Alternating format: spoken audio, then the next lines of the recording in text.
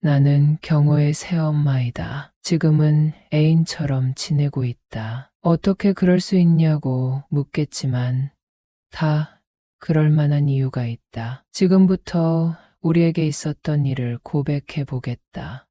우린 부모님의 소개로 만나게 되었다. 경호 아빠는 이혼남이었고 나는 노처녀였다. 나는 프리랜서로 일하고 있고 직장인보다 소득이 조금 높은 편이다. 나름 내 직업에 자부심을 갖고 즐겁게 일하고 있었는데 주변에 이혼하고 아들을 혼자 키우고 있는데 정말 착실한 남자라고 해서 소개를 받았다. 알고 보니 경호 아빠는 가정에 충실한 남자였다고 한다. 경호가 중학생이 되자 경호 엄마는 친구들과 해외여행을 가고 싶다고 했고 1년에 2번씩 해외여행을 다녀왔다고 한다. 경호 아빠는 그동안 경호를 키우느라 고생했다고 아무 의심도 없이 여행 비용을 지원해 줬다고 한다. 그런데 세상은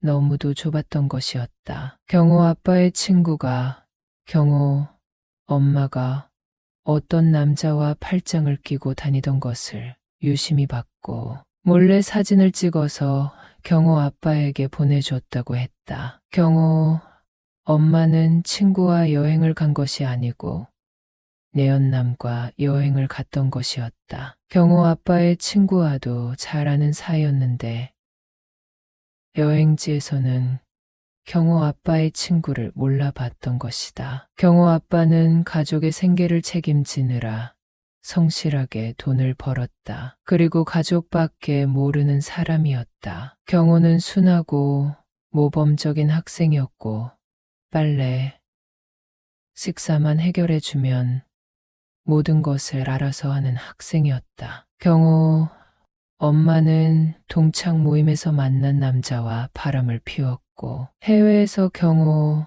엄마의 모습을 본 친구가 찍은 사진을 보고 경호 엄마의 뒤를 쫓았다. 그동안에는 엄마 부인 역할을 잘하고 있다고 생각했는데 어떤 남자와 모텔에 들어가는 와이프의 모습을 보니 하늘이 무너지는 것 같았다. 다시 생각해보니 휴대폰 패턴도 바꿨고 사소한 일에도 휴대폰을 잠궜다. 그리고 경호에게 신경을 쓰지 않았다. 한참 클 나이에 식사를 제대로 챙겨주지 않았고 본인 치장하는 데에만 신경을 썼다. 게다가 휴대폰을 들여다보면서 실실 웃는 게 꽤 기분이 좋아 보였다. 남자가 생겼으니 그렇게 기분이 좋았고 아들은 신경 쓰지 않았던 것이었다. 경호 아빠는 합의이혼이라는 큰 결단을 내렸고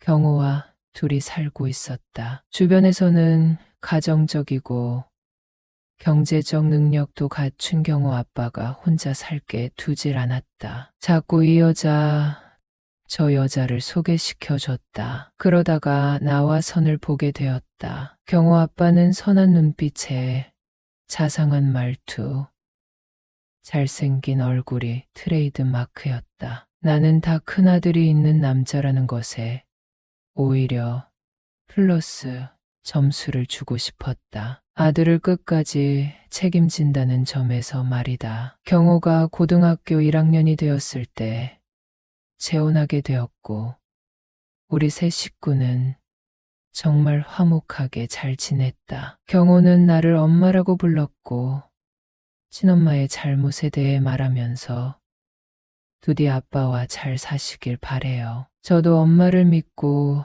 따를게요.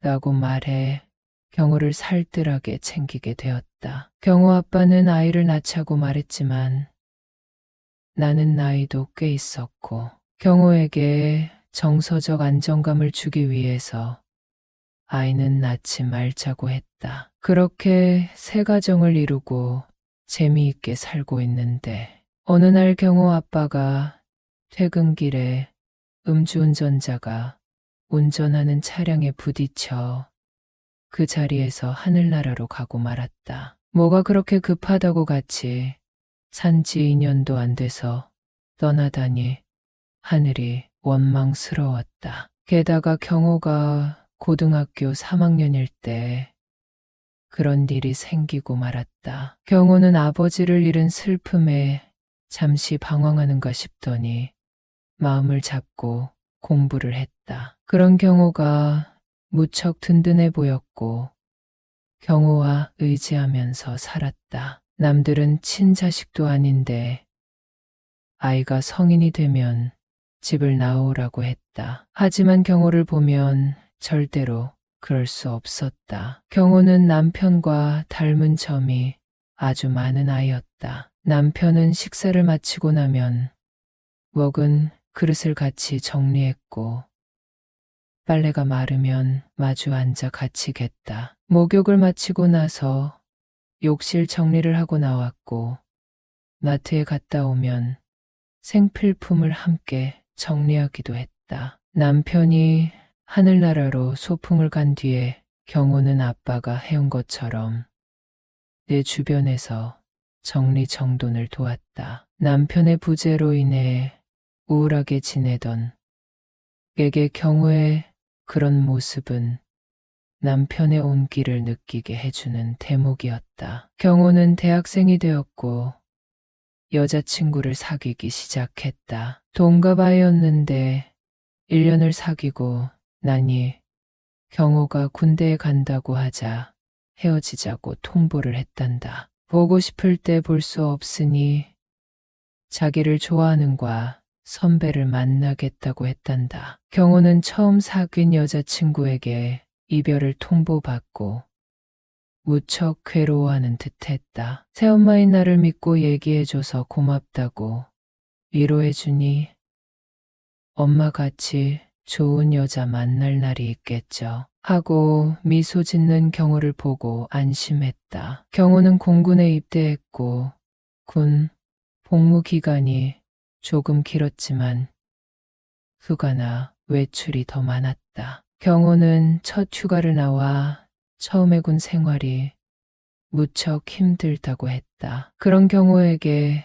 대학로에 가서 뮤지컬을 보고 머리를 식히자고 제안했다. 경호는 좋은 생각이라며 신이 나서 따라 나왔다. 여기서 내 소개를 하자면 부모님의 좋은 유전자를 물려받았다. 어릴 때부터 또래 여자아이보다 머리 하나가 더 컸고 감사하게도 먹는 양에 비해 살이 찌지 않았다. 키가 173cm의 몸무게는 60kg밖에 안 나가니 마른 편이다. 게다가 피부톤이 밝은 데다가 높은 콧대, 짙은 쌍꺼풀이 있어서 길을 지나가면 사람들이 저 여자 좀 봐, 예쁜데 하고 수근대기도 한다. 나는 그런 시선을 은근 즐기는 편이다. 모처럼 서울 시내에 간다는 설렘에 직장 다닐 때 입었던 원피스를 꺼내 입었다. 길이는 무릎 위로 올라오고 지퍼는 뒤에서 올리게 되어 있었는데 경호의 도움을 받아 지퍼를 올렸다. 경호와 팔짱을 끼고 다니면 엄마와 아들 사이보다는 이모와 조카 사이 정도로 보는 듯했다. 경호와 대학로에서 뮤지컬을 보는데 막이 오르고 조명이 꺼졌다. 무대에만 밝은 조명이 켜졌고 우리는 손을 맞잡고 관람했다. 공연에 몰두하다 보니 경호의 마음은 조금씩 밝아지는 듯했다. 화려한 조명이 있는 해화동 골목에서 스테이크를 잘하는 경양식당에 들어갔다. 경호의 표정은 공연을 보기 전보다 훨씬 밝아져 있었다. 경호가 대학에 들어간 후 처음으로 맥주를 마신 적이 있었는데 그때 느껴보지 못했던 남다른 감정을 느끼게 되었다. 잘생긴 경호는 어디에 내놔도 주변 사람들의 시선을 끌었다. 식당 조명을 받은 경호의 얼굴은 더 빛이 났고 식사를 하면서 하지 말아야 할 생각을 품게 되었다. 솔직히 그날 처음으로 경호에게 남자의 향기를 느꼈다. 경호는 내 치마가 짧은 것을 인식했는지 외투를 벗어 내 무릎을 가려줬다. 이렇게 매너 있는 행동에 남편이 생각나 왈칵 울음을 터져 나왔다. 경호는 당황해하면서 엄마, 오늘 기쁜 날이잖아요. 엄마가 내 스트레스 풀어준다고 나와서 이렇게 좋은 시간을 보냈는데 왜 그래요? 라며 달래줬다. 나는 그동안 남편이 보고 싶어도 경호 앞에서는 내색하지 않았다. 하지만 그날은 꾹꾹 눌러왔던 감정을 들키고 말았다. 겨우겨우 식사를 마치고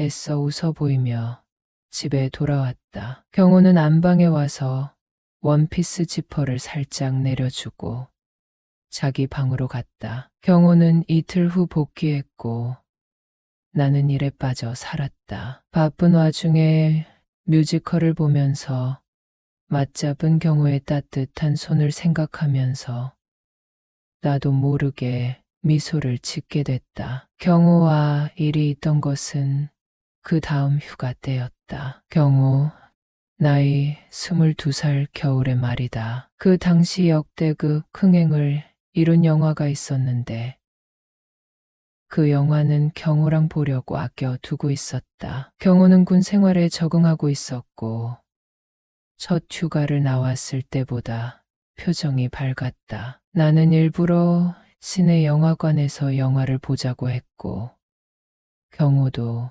내 뜻에 따랐다. 팝콘 세트를 사서 영화관에 들어갔고 우리는 커플석에 앉아 팝콘을 먹으며 영화에 집중했다. 가끔 경호의 어깨에 머리를 기댔고 경호는 당연하게 어깨를 빌려주었다. 그때 내 어깨에 팔을 두르는 경호에게 살짝 두근거리는 마음이 들었다. 영화를 어떻게 봤는지도 모르게 내 가슴은 방망이질 쳤다. 두근두근 나대는 심장 박동 소리를 경호에게 들키지 않기를 바라면서도 영화가 끝나지 않기를 바랬다. 경호는 무슨 음식이든 다 잘 먹는다. 나는 해산물을 좋아하는 편인데 골뱅이 전문점에 가서 탕과 무침을 시켜서 소주를 곁들여 먹었다. 그날따라 소주가 그렇게 단 음료인 줄 처음 알게 됐다. 경호는 술이 약한 편인데 세 잔을 마시고 나니 볼이 빨개지는 게 왜 그렇게 귀여워 보였는지 모른다. 우리는 이런저런 얘기를 나누며 안주와 소주를 더 시켜 먹고 집에 돌아왔다. 각자 씻고 거실에 앉아 뉴스를 보고 있는데 경호가 오늘은 엄마 옆에서 자고 싶어 라고 말하는 게 아닌가. 나는 그래. 우리 아들 엄마랑 같이 자자. 나도 아빠 없으니 매일 혼자 자느라 외로웠어 하고 대답했다. 하지만 나는 경호의 말이 무슨 뜻인지 알았다. 건강한 아들과 젊은 새엄마는 그날 아주 만족스러운 밤을 보냈다. 그날 이후로 몇 주가 지나고 경호가 외박을 나올 때까지 경호의 앨범을 뒤적이며 경호만을 생각하며 살았다. 그 다음 외박 때는 누가 먼저랄 것도 없이 한 방에서 잠들었다. 침실 벽에 걸린 경호, 아빠의 사진을 보며 이해하는 마음이 들었지만 왠지 나를 이해해 줄 것 같은 따뜻한 온기를 느꼈다. 어느덧 여름이 되었고 경호가 온 날에는 짧은 반바지를 입고 데이트를 나갔다. 내 몸매에 자신이 있었고 경호도 그런 내 옷차림에 만족하는 것 같았다. 여러분은 써리모의 영상을 재미있게 듣고 계십니다. 여러분은 집에 돌아온 후 밤에는 당연하게 같은 공간에서 잠을 잤고 경호를 받아들이는 날에 입을 속옷도 새로 샀다. 경호는 전역하는 날 내 덕에 군 생활을 잘 마칠 수 있게 되었다고 했고 국화꽃을 사들고 남편 납골당에 가서 인사를 하고 왔다. 눈을 감고 남편에게 하늘나라에서 내가 뭘 하고 사는지 다 지켜보고 있겠지만 나를 이해해줘. 그리고 가능하면 용서해줬으면 좋겠다고 했다. 병역 의무를 다한 경우는 복학하기 전 내 일을 돕기도 했다. 남들이 보면 엄마 말을 잘 듣고 매너 좋은 아들이지만 나만 아는 큰 비밀이 있으니 우리는 항상 기분이 좋았다. 누가 상상이나 했을까? 남편의 본처가 낳은 아들과 밤을 보내는 새엄마가 있다는 것을 말이다. 경호와 계속 이렇게 지낼 수 없다는 걸 잘 안다. 경호가 새 여자친구를 사귀게 된다면 언제든 환영한다. 가끔은 연애 상담을 해주는 쿨한 새엄마가 되고 싶다. 경호가 외로울 때, 내가 외로울 때 서로를 찾게 되어도 누가 뭐라고 할 수 있을까? 남들이 우리 사이를 비난하고 돌을 던진다고 해도 우리는 잘 견딜 수 있을 것 같다.